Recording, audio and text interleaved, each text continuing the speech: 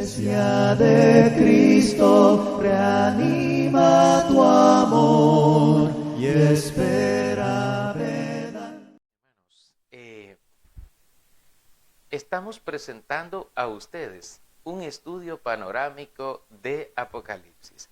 Este día nos corresponde presentarles como título la sexta trompeta del Apocalipsis en su entrega número 57.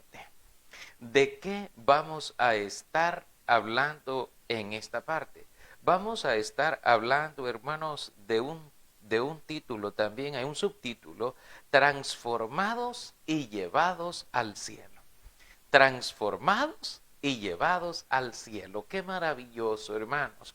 Cuando a uno le dicen que va a salir de viaje, que va a hacer un viaje a otro país, o que va a hacer un viaje a otro lugar y que es algo placentero, bueno y bonito, y uno se pone contento y se pone alegre porque hay algo bueno para nosotros.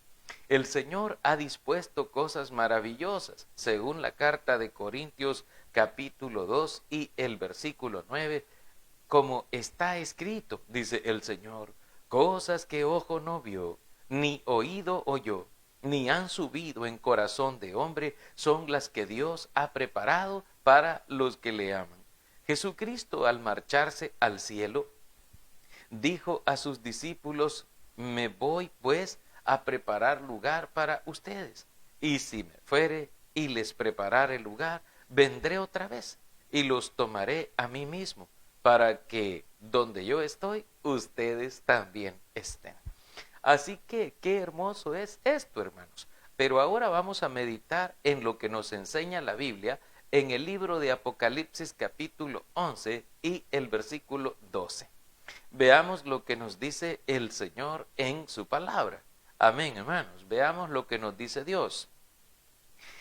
Y oyeron una gran voz del cielo que les decía, subid acá. Y subieron al cielo en una nube y sus enemigos los vieron. Amén. Mire qué precioso este mensaje. Oyeron una gran voz. Dice la Escritura, una gran voz del cielo. Y muchos de nosotros tal vez nos estamos preguntando, hermano, y en esta escena de Apocalipsis, ¿de quién es esa gran voz? ¿Quién es el que habla desde el cielo? ¿Quién es el que testifica desde el cielo? Mis hermanos, es Dios, Padre. Es Dios. Es nuestro Señor. Es nuestro Dios. Amén. Y nosotros tenemos que oír la voz del Señor. Tenemos que oír la voz de Dios que habla a nosotros desde los cielos. Dios habló y se oyó esta gran voz. No es, hermano, la primera vez que se nos relata aquí en la Biblia que Dios haya hablado desde el cielo de esta manera. La Escritura nos muestra en el relato del Evangelio de Cristo que hay varias ocasiones en la que el Señor pues se manifestó desde el cielo de esa manera, incluso para aprobar a nuestro Señor Jesucristo. Una vez el Señor Jesucristo dijo, Padre, glorifica a tu Hijo. Y la voz desde la inmensidad dijo, lo he glorificado ya y lo glorificaré otra vez. Mire qué maravilloso. El Señor recibió esta aventurosa respuesta y esta pronta respuesta, algo muy hermoso, algo muy lindo, que nosotros lo podemos mirar allí en lo que es las Sagradas Escrituras. También la Biblia nos relata que durante el bautismo de Jesús, amén, durante el bautismo de Jesús fueron abiertos los cielos. Y nos enseña también la palabra del Señor que el Espíritu Santo descendió en forma corporal, física, como una paloma, y una voz desde el cielo dijo, este es mi Hijo amado, en quien tengo complacencia, a él oír. Cuando usted escucha y lee estas palabras tan maravillosas en la Biblia, escucha la voz de Dios, esa voz preciosa. Aunque en algún momento, hermanos, los humanos que la oyeron creyeron que era un estruendo, o creyeron que era un trueno, o que había habido una confusión y algunos no habían entendido qué era, pero realmente era la voz de Dios que hablaba con los hombres, hablaba con los seres humanos, presentando a su Hijo Jesucristo. Así también como cuando Jesús se transfiguró y también recibió la bendición del Padre allá en el libro de Mateo capítulo 17. Usted lo puede buscar allí en su hogar y ver, hermano, todos estos acontecimientos preciosos en la vida de Cristo. En Apocalipsis capítulo 11 y el versículo 12, que es el que nos ocupa hoy, dice que oyeron una gran voz del cielo. Y el mensaje que esa voz traía para ellos, esto es, para los testigos fieles de la iglesia auténtica del Señor, es que habiendo resucitado ya de entre los muertos y habiendo recibido vida porque entró en sus cuerpos espíritu de vida de parte del Señor, la Escritura nos dice que ellos recibieron un mandato, una autorización, recibieron, si usted quiere, una invitación que les dijo, vengan, subamos acá. Yo recuerdo que cuando yo estaba pequeño, hermano, uno cuando está pequeño a veces tiene una idea bastante distinta o bastante diferente, hermanos. Fíjese que, bueno, le digo esto porque cuando yo estaba pequeño, hermanos, fíjese que cuando una persona estaba comiendo, yo recuerdo que una vez estaba una señora comiendo y le dijo a mi abuelo, venga comamos, le dijo. Y entonces, y mi abuelo se fue a sentar, hermano, allí para que le dieran, pero según yo eso era solo una cortesía, hermano, porque ya había visto en otros lugares que le decían también a otros familiares, venga, comamos, y vaya, muchas gracias, decían, ¿verdad? Nada más, pero no se iban a sentar, ¿verdad? Ni aceptaban la comida, hermano, pero bueno, esta vez sí pasó, ¿verdad? A veces uno sucede eso, pero se siente bien que lo inviten, ¿verdad? Que lo inviten así, que lo inviten allí a comer, que lo inviten allí a estar, hermanos. Entonces, nosotros vemos allí que la voz del cielo les dice, subid acá. Y luego ellos subieron al cielo en una nube y sus enemigos los vieron, dice. Es decir, vieron a los testigos del Señor. Vieron a ellos, a los que habían estado muertos y habían sido resucitados, los vieron alzarse e irse al cielo. Aquí hay varias cosas que nosotros necesitamos ver. Subieron al cielo, hermano, en una nube.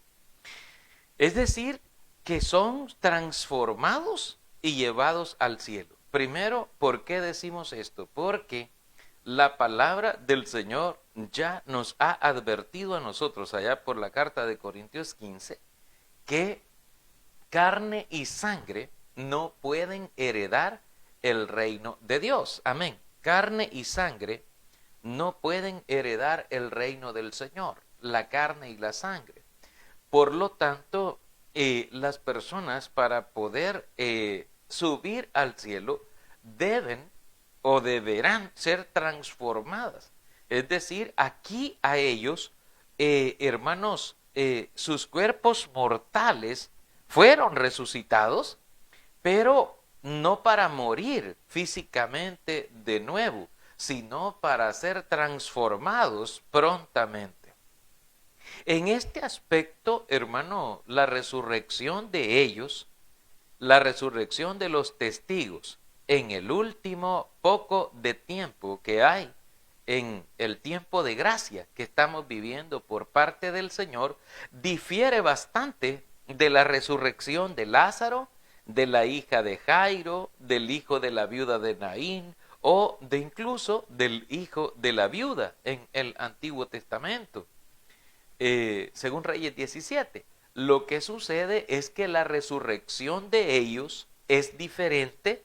¿Por qué? Porque aquellos resucitaron y continuaron viviendo físicamente, continuaron aquí su vida, continuaron su periodo de tiempo hasta que se les llegó el tiempo de morir, normalmente como todos los demás. Sin embargo, en esta resurrección que aparece en lo que es el libro de Apocalipsis capítulo 11, la resurrección de los testigos ocurre que ellos resucitan físicamente para que sus amigos los vieran. Y esto concuerda o armoniza con la resurrección de nuestro Señor Jesucristo. Si usted recuerda, el Señor Jesucristo resucitó de entre los muertos.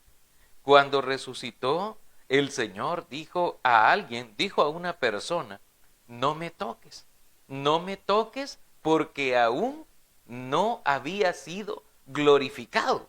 Es decir, si usted puede, cuando tenga espacio, revisar este acontecimiento, el Señor dice, no me toques todavía no, porque no he sido todavía glorificado o todavía hacía falta algo. El Señor resucitó, hermano, y su cuerpo, fíjese bien, desapareció de la tumba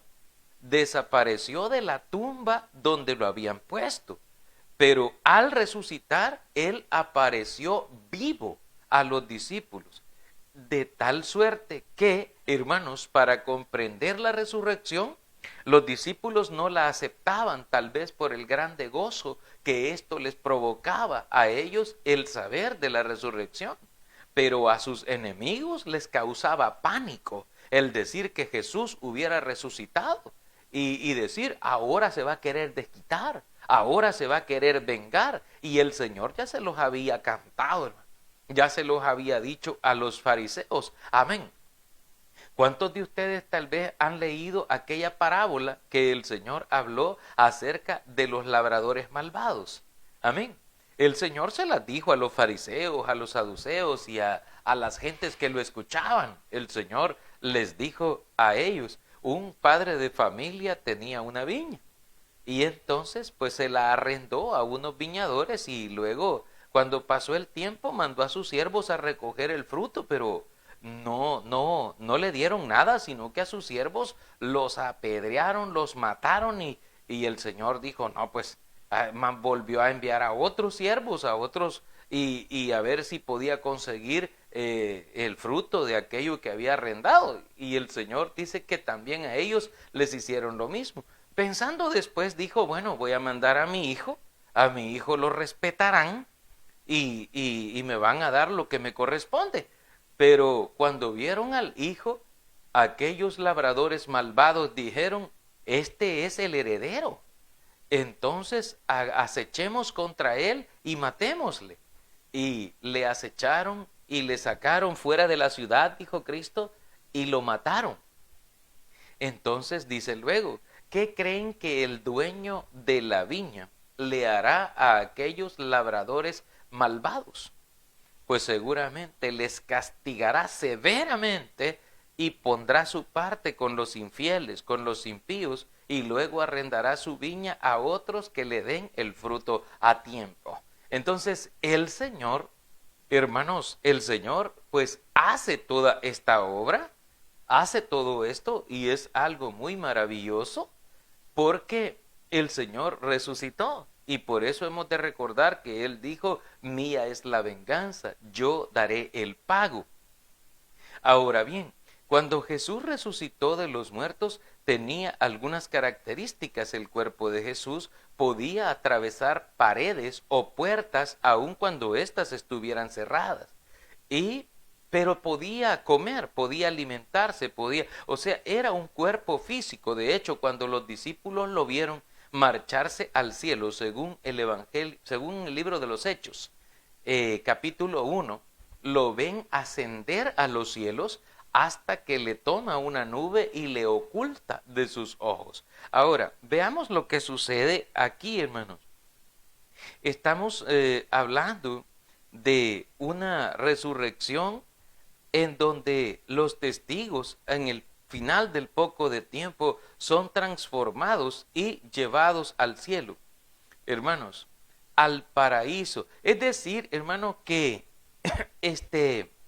no iban a quedarse aquí en estas regiones terrenales para esto. No volverían jamás al planeta Tierra. Por eso la voz que surge desde el cielo, según Apocalipsis 11:12, dice que oyeron esta gran voz del cielo que les decía, suban acá. Y una vez que suben, ellos ya no vuelven a bajar, ya no vuelven a sufrir, ya no vuelven a estar nada en aquel aprieto, en aquel sufrimiento, en aquella situación. Ni siquiera vuelven y resucitan para seguir predicando, porque ya el tiempo de la predicación en esta parte de Apocalipsis ya se ha terminado.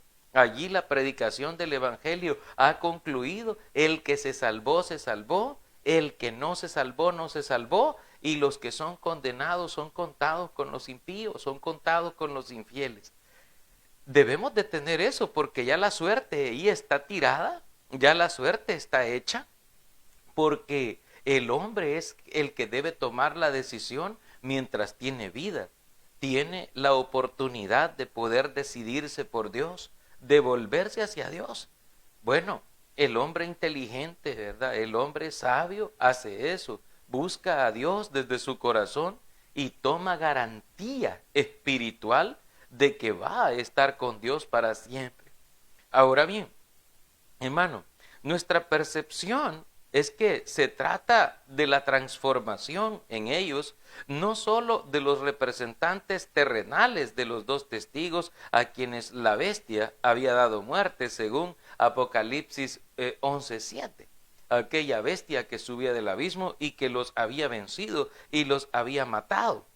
También, hermanos, aquí, según lo que la Escritura nos dice, es que también se trata de la transformación de todos los cristianos vivos en la tierra en aquella hora. Y aquí surge una pregunta, hermanos. Cuando el Señor venga, o cuando se llegue el final del tiempo, el final de los tiempos, ya el cierre de la tierra, llamémosle así, y del cielo que existe ahora, la pregunta es, ¿habrá gente viva todavía? Así pues como usted y yo físicamente, o todos estaremos muertos. Esa es otra pregunta que de repente uno se hace, porque, bueno, nosotros decimos, no, cuando venga el Señor yo ya voy a estar bajo tierra, yo ya voy a estar muerto, etcétera, etcétera. Pero la pregunta que nos hacemos es si habrá gente viva cuando el Señor venga al final del tiempo. La respuesta bíblica a esta pregunta es que sí, habrá gente con vida.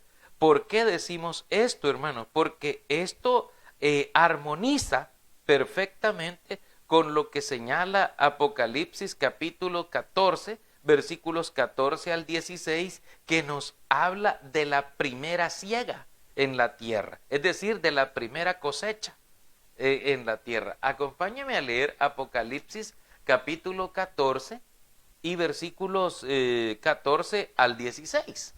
Dice la palabra de Dios lo siguiente: miré y he aquí una nube blanca, y sobre la nube uno sentado semejante al Hijo del Hombre, que tenía en la cabeza una corona de oro y en la mano una hoz aguda. Y del templo salió otro ángel clamando a gran voz al que estaba sentado en la nube: mete tu hoz y ciega, porque la hora de cegar ha llegado, pues la mies de la tierra está madura. Y el que estaba sentado sobre la nube metió su hoz en la tierra y la tierra fue cegada. Amén. Esta expresión, bueno, la palabra ciega o cegada que aparece aquí no se refiere a alguien que no mira, que no ve con sus ojos, sino que se refiere a la palabra cosecha. O sea, la siega es lo mismo que la cosecha. Amén.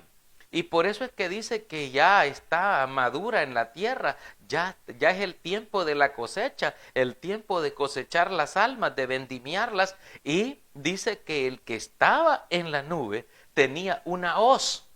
Una hoz, yo no sé si usted sabe qué es, pero es una especie de instrumento, hermano, que sirve para cortar, como una herramienta que sirve para poder cortar la cosecha y luego recogerla. Así, hermano, algunos le ponen a la muerte una hoz, ¿verdad? Así, es una especie de guadaña, ¿sí? Que tiene y es para cortar.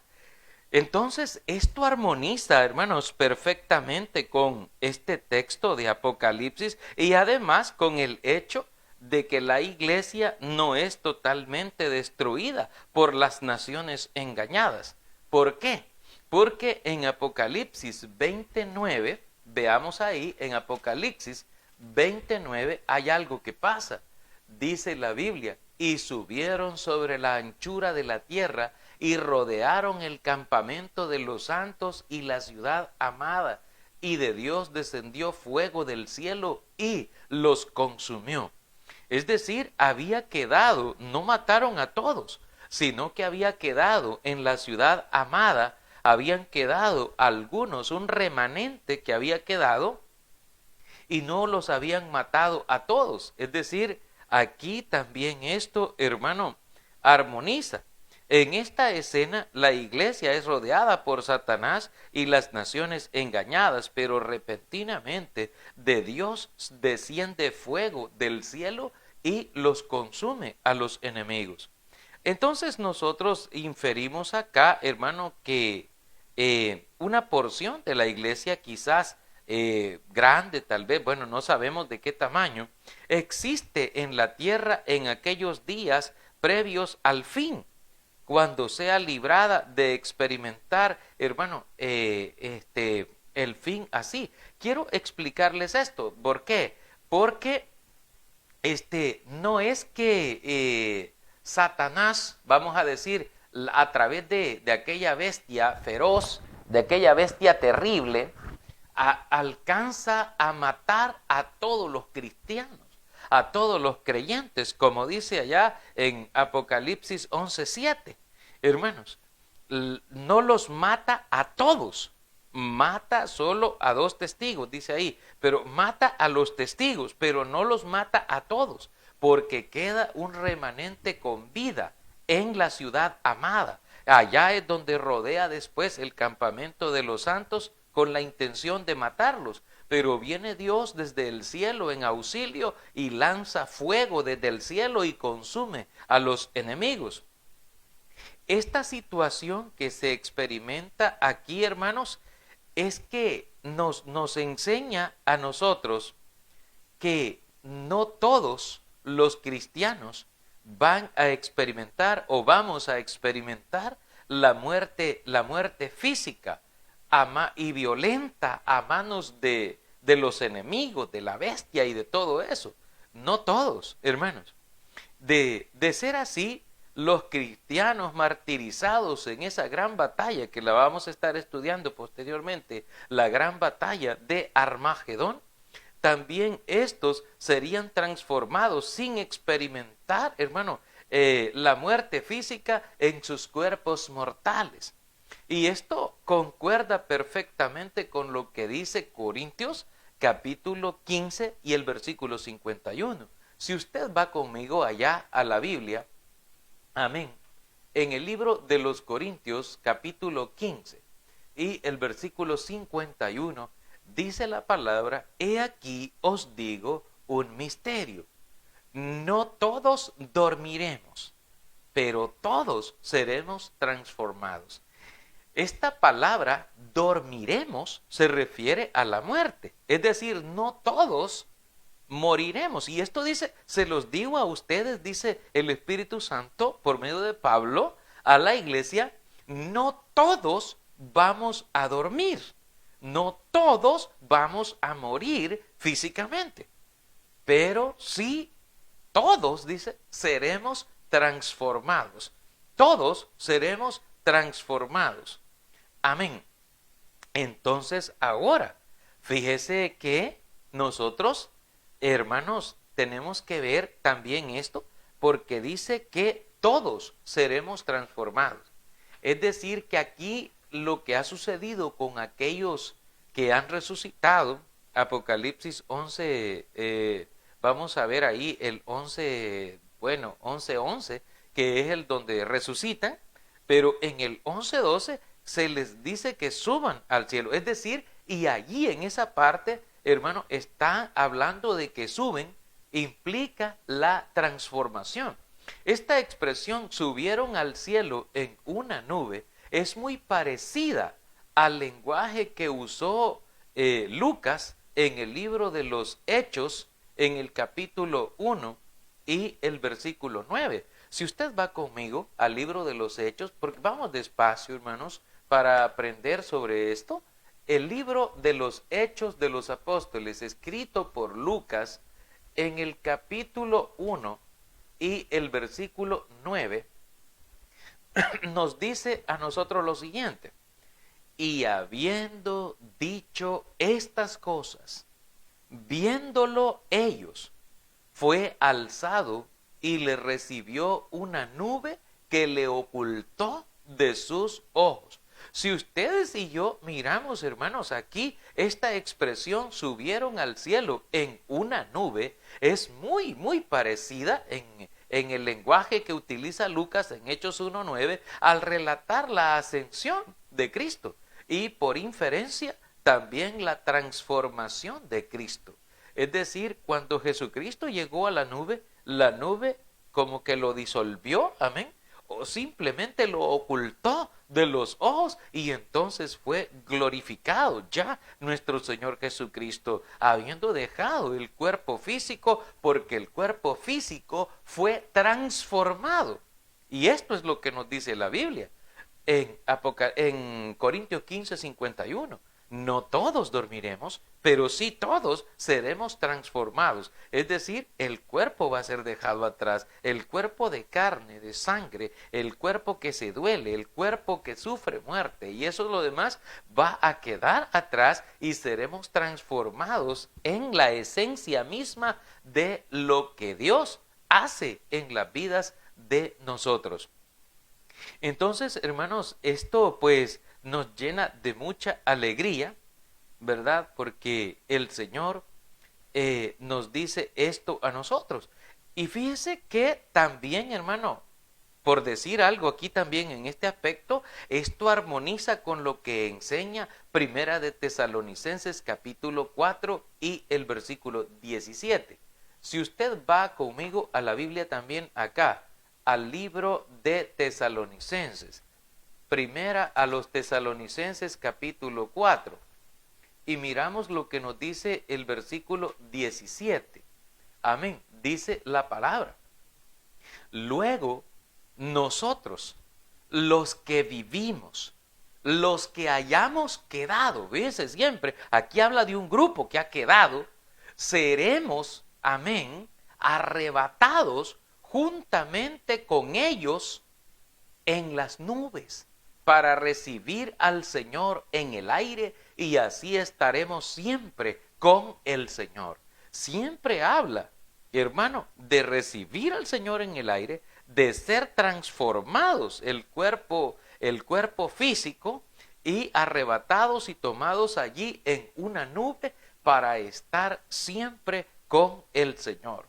Los que hayamos quedado, dice, seremos arrebatados. Entonces, eso implica que en el momento de la venida de Cristo, que es la que marca, amén, es la que marca el final de todas las cosas, en ese momento todavía habrá gente viva y habrá gente fiel al Señor todavía cuando ocurra ese momento. Y entonces la iglesia, los que hayamos quedado, dice, seremos transformados y seremos llevados al cielo, arrebatados allá y llevados en una nube, ascendiendo hacia la gloria santa, hacia la gloria eterna del Señor.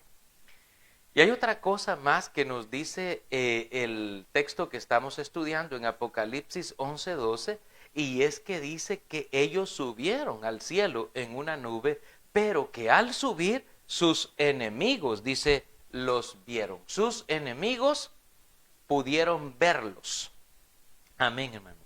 Aquí los enemigos pudieron verlo, los ven, así como los apóstoles vieron subir a Cristo, así también los enemigos, dice, los vieron. En la profecía dice, vieron a los testigos cómo iban subiendo hacia el cielo y ellos se quedaban abajo. Hermano, eso ha de ser bien tremendo, ¿verdad? Ha de ser bien duro, hermano.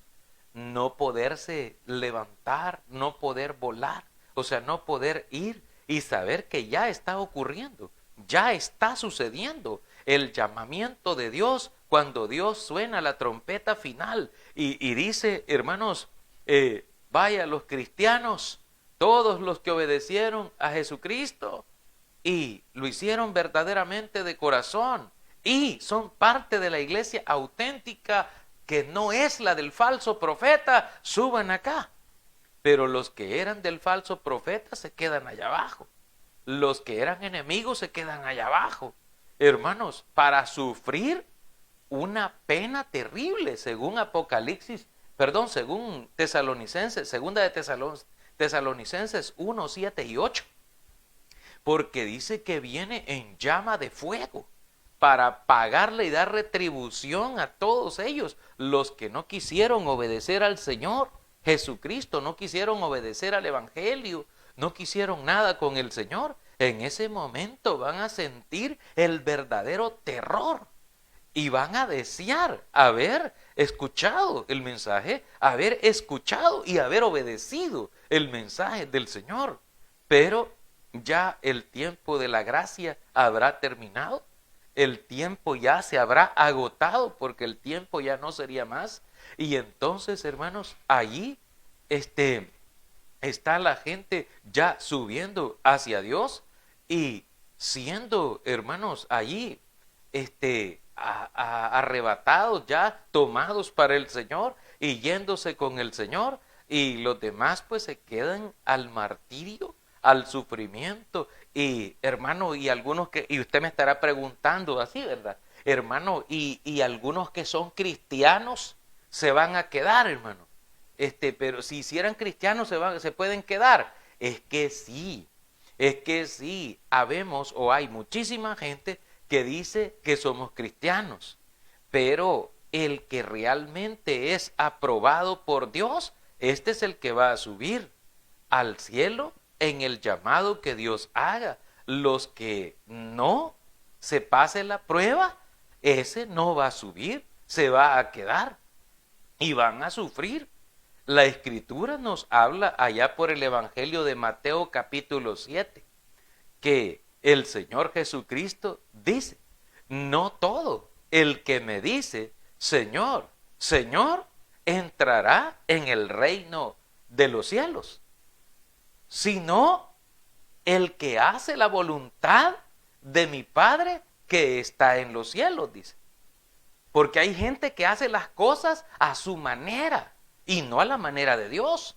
No actúa conforme a la voluntad de Dios, lo que Dios dejó escrito, sino que ellos quieren hacer sus cosas a su propio modo y a su propio gusto. ¿Qué va a pasar entonces con ellos? La Escritura dice en Mateo capítulo 7, muchos dice el Señor, me dirán en aquel día, Señor, ¿no predicamos en tu nombre? ¿No profetizamos en tu nombre?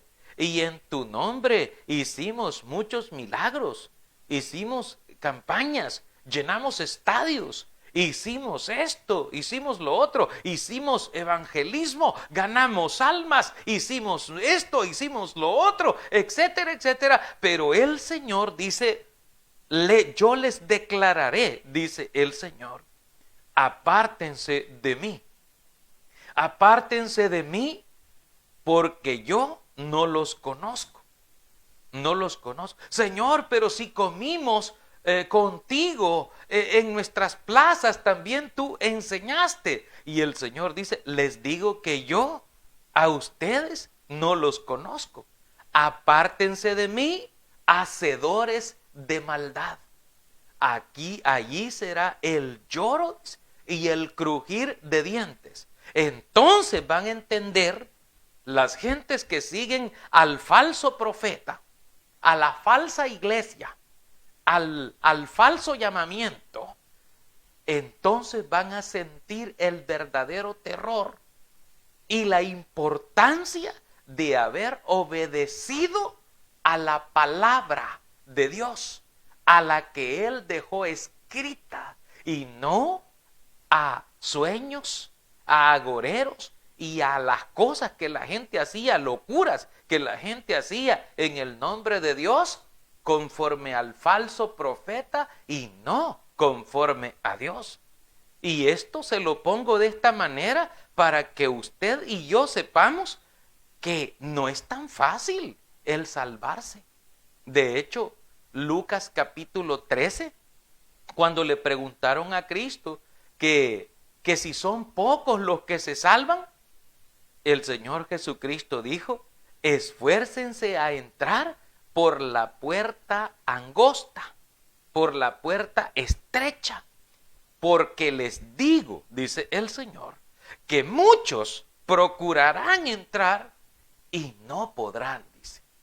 Y si usted con esto no está conforme, la carta de Pedro, una carta que Pedro escribió a la iglesia, dice, y si el justo con dificultad se salva, ¿en dónde aparecerá el impío y el pecador? Entonces, hermano, aquí estamos complicados con esto. Hermano, y usted estará parando las antenitas. Hermano, entonces quiere decir que estamos en riesgo. Si es que mientras estemos en este mundo, estamos, hermano, en esa lucha. ¿Y cuál es la orden de Cristo?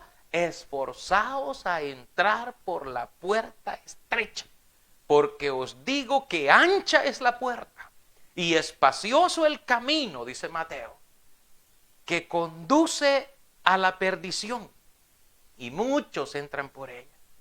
Mas estrecha es la puerta y angosto el camino que lleva a la vida, y son pocos, dice, los que la hallan. Pocos, no hallan la puerta, los demás. Amén. Y esto es doloroso, esto es triste, porque estamos hablando de la salvación, estamos hablando de la fe. Ahora, tenemos que estar pulidos, hermano. Tenemos que estar como el oro refinado. Tenemos que estar bien porque el Señor viene. Sí, es cierto, Él viene por su iglesia, pero no una iglesia manchada, no una iglesia sucia, no una iglesia que haga la voluntad de ella y no la voluntad del Señor. No, Él viene por una iglesia gloriosa, por una iglesia gloriosa que no tenga mancha, ni arruga, ni cosa semejante. Por eso dice, dichosos aquel a quien el Señor no inculpa de pecado, dice la profecía. Dichoso el hombre a quien el Señor no inculpa de pecado. Hermanos, esto es algo tremendo, fuerte, y yo sé que algunos de ustedes estarán allí, hermano, pensando qué grosero es este hermano al predicar este mensaje, porque nos pone en una condición en que yo siento que no estoy salvo, que no me voy y ya me habían dicho que yo estoy salvo con solo estar anotado en el libro de membresía de allí de mi iglesia, y yo con eso ya estoy salvado. No, no es con que estar anotado en un libro de membresía, no. Dice Cristo, allá por creo que está, hermano, en el Evangelio de Lucas, capítulo 10, por ahí, usted lo puede buscar. Y dice el Señor, cuando volvieron los 70, volvieron con gozo y le dijeron, Señor, hasta los demonios se nos sujetan en tu nombre. Y el Señor dijo, yo veía a Satanás caer del cielo como un rayo. Pero no se regocijen porque los demonios se les sujetan. Regocíjense porque sus nombres están escritos en los cielos. Sus nombres, por eso regocíjense. Alégrense porque sus nombres están escritos en el libro de la vida del Cordero de Dios. Y esa debe ser la alegría plena y la alegría satisfactoria que nos consuela a nosotros saber que tenemos parte en la herencia de los santos porque Dios así lo ha dispuesto. Amén, hermanos.